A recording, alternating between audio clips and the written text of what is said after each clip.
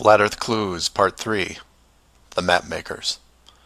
This is part of a series of clues that can help you get your head around both the design of the flat Earth system we live in and who has been involved in the deception to hide it from you. This clue looks into the USGS, otherwise known as the Map Makers of the World, and a few surprising things that they and others have in common with the flat Earth idea. All the reference links are provided in the description below, and I encourage you to check them out. For those of you outside the United States, USGS stands for United States Geological Survey, a scientific branch of the U.S. government. Formed in 1879, and with the help of the ever-expanding American Empire, they quickly became the premier map makers of the known world. Currently, they have around 9,000 employees and an annual budget of over $1 billion a year. They also have extensive science departments covering biology, geography, geology, hydrology, and many programs tied to them. Their motto since the 1990s has been "Science for a Changing World," and I'm going to show you how true that really is. What does this large, really boring government group have to do with the flat Earth? To understand that, you have to look into their origins, which is in geography. To do this, you'll need to open another page that specializes in maps. The maps you see in this video are from Wikipedia, but there are others you can reference as well. The wiki list of map projections isn't much to look at as a whole, although there are a number of interesting takes on the world view. Not only do they have just about every perspective when it comes to the land we live on, but some detailed information on where the map originated, including name type, the origin or creator, and the year the map perspective was proposed. Now, some of these will be very familiar, especially the ones that you would see on your classroom wall.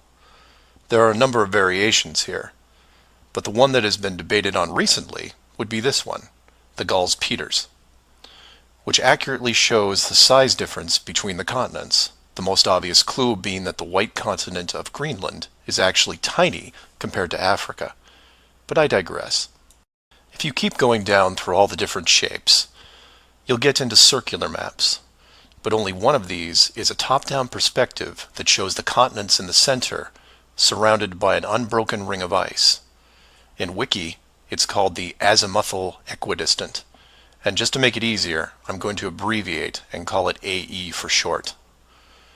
Why is this map so interesting? Well, if you're looking at the Wiki page, you'll spot a few reasons.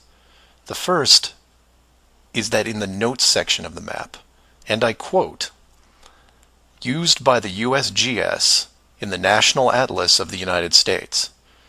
It also mentions that it is used as the emblem of the United Nations.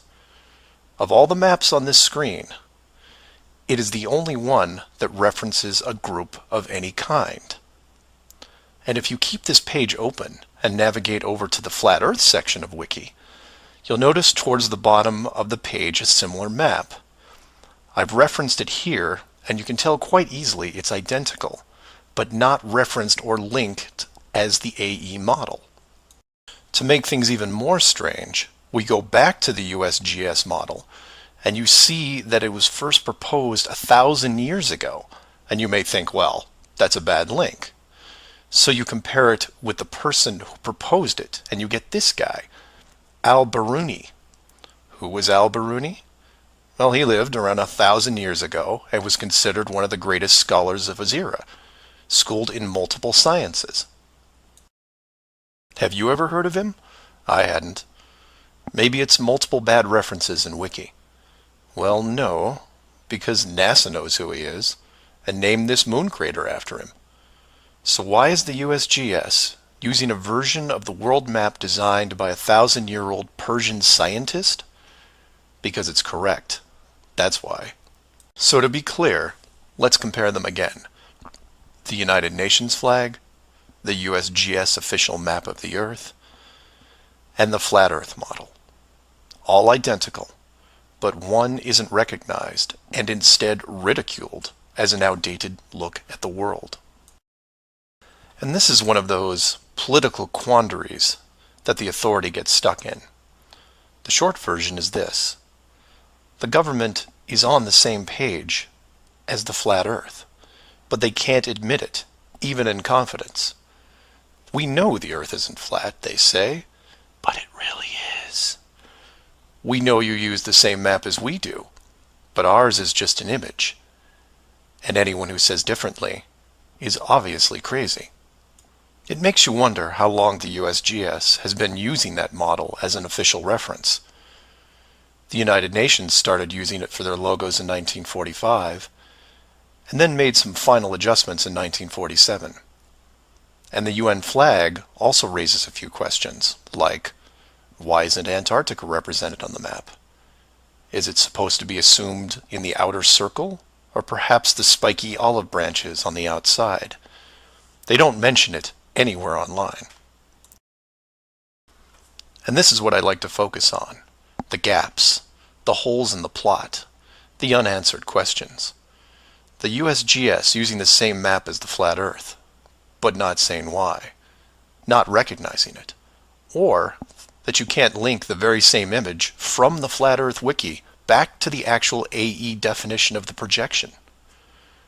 The authority figured out in the 1950s all of the borders of our enclosed world, and have done a great job hiding it over the decades. But the world's a complex place, and there are clues out there just lying around. I think it's time you saw some of them. So do some of your own research and ask questions. Please feel free to email me at msargent23@comcast.net or 303-494-6631.